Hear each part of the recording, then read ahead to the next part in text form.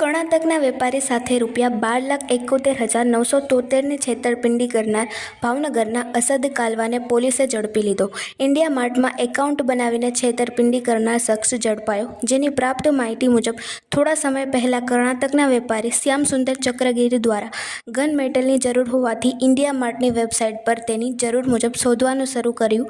તેણે ભાવનગરમાં યુનિમેટ એલિયોસનો સંપર્ક કર્યો. જોકે આ કંપની માલિક અસદ કાલવા સાથે જરૂરિયાત મુજબ ગન મેટલ અંગે વાતચીત કરી અને ભાવ નક્કી થતાં સોદો નક્કી કર્યો અને અસદ કાલવાએ ખાતામાં કુલ ₹12,71,973 પણ મંગાવી લીધી.